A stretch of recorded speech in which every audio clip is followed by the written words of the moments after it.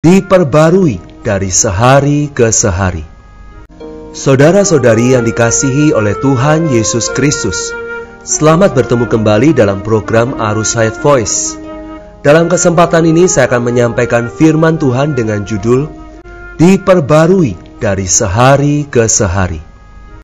Pembacaan Alkitab kali ini diambil dari surat 2 Korintus pasal yang keempat ayat 16. Sebab itu kami tidak tawar hati, tetapi meskipun manusia lahiriah kami semakin merosot, namun manusia batiniah kami diperbarui dari sehari ke sehari. Saudara-saudara yang terkasih, Allah telah menetapkan bahwa dalam kehidupan setiap orang Kristen, mereka harus mengalami proses pembaruan.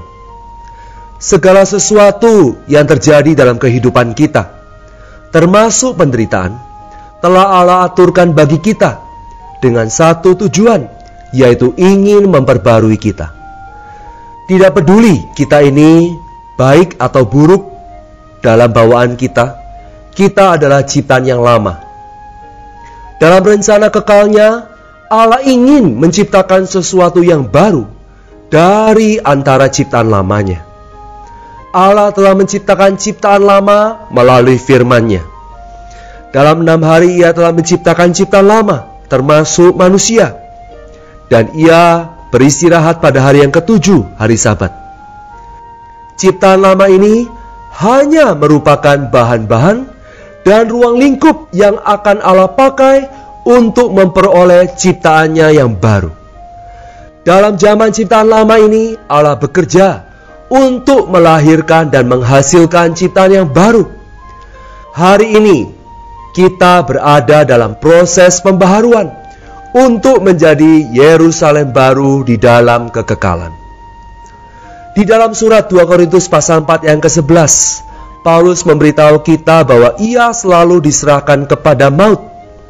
Ia berada di bawah pembunuhan salib setiap hari. Ia berada dalam keadaan mati setiap hari, sehingga ia dapat diperbarui setiap hari. Inilah sebabnya Paulus bersaksi bahwa dia tidak tawar hati, dia tidak putus asa, dan dia tidak kecewa. Ini dikarenakan surat 2 Korintus 4 ayat 17 berkata bahwa penderitaan ringan yang sekarang ini mengerjakan bagi kami kemuliaan kekal yang melebihi segala-galanya. Segala penderitaan yang kita alami adalah agar kita dapat diperbarui. Penderitaan tersebut tidak bisa dibandingkan dengan kemuliaan kita dalam keadaan yang telah diperbarui.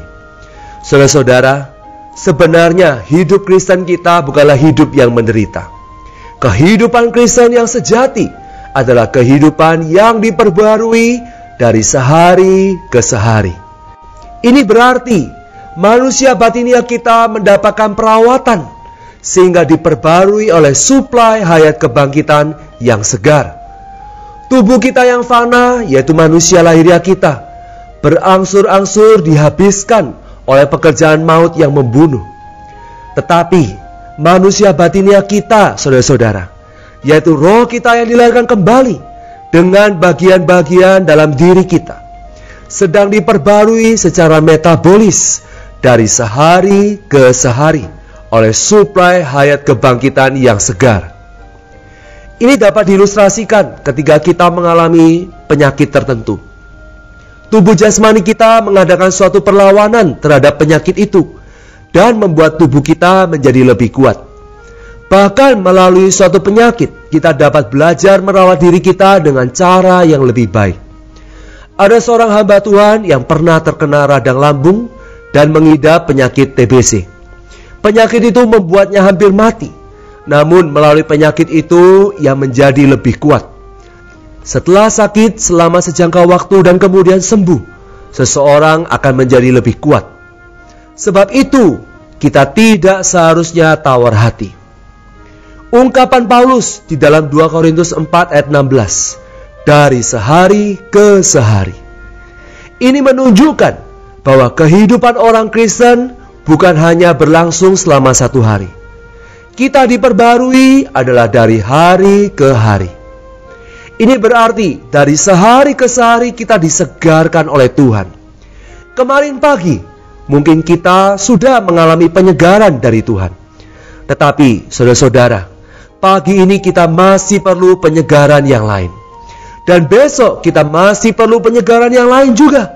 Setiap tahun kita perlu 365 hari kebangunan, 365 hari penyegaran agar diperbarui dari sehari ke sehari.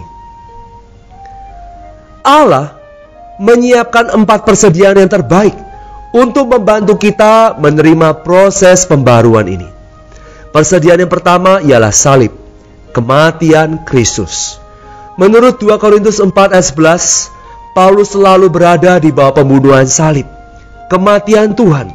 Salib adalah bantuan yang paling besar untuk merampungkan pembaruan bagi diri kita. Persediaan yang kedua ialah Roh Kudus. Titus pasal 3 ayat 5 mengatakan tentang pembaharuan Roh Kudus. Kita memiliki Roh Kudus di dalam kita. Pekerjaannya yang utama terlebih dulu adalah melahirkan kita kembali. Kemudian setelah kelahiran kembali, Roh Kudus masih terus bekerja memperbarui kita setiap hari. Kita menerima suplai yang baru dari Roh itu setiap hari untuk memperbarui kita secara metabolis. Persediaan ketiga ialah roh perbauran kita, yaitu roh insani kita yang berbaur dengan roh yang ilahi. Dalam roh insani kita, Roh Kudus berdiam, bekerja, dan memperbarui kita. Roh perbauran kita dapat berkembang, meluas ke dalam pikiran kita, sehingga pikiran kita dapat diperbarui dan mengalami pengubahan. Persediaan keempat ialah firman kudusnya. Efesus pasal 5 ayat 26 mengatakan bahwa Kristus menguduskan gereja, tubuhnya, melalui pembasuhan air di dalam firman. Ketika kita memikirkan dan merenungkan firman Tuhan, maka kita dapat mengalami pembasuhan dari firman itu. Kita semua perlu menerima pembasuhan air dalam firman setiap hari, sehingga kita dapat mengalami pembaharuan. Puji Tuhan untuk pekerjaan pembaharuan yang sedang Allah kerjakan setiap hari dalam kehidupan kita. Allah telah menyediakan salib, Roh Kudus, roh perbauran kita, dan firman kudusnya, agar kita dapat diperbarui dari sehari ke sehari. Mari kita berdoa. Tuhan Yesus, terima kasih Tuhan, Engkau sedang bekerja memperbarui manusia batiniah kami dari sehari ke sehari oleh suplai hayat kebangkitan-Mu. Tuhan, Engkau sudah menyiapkan salib, Roh Kudus, roh perbauran, dan firman kudus-Mu, supaya kami dapat diperbarui sehari demi sehari.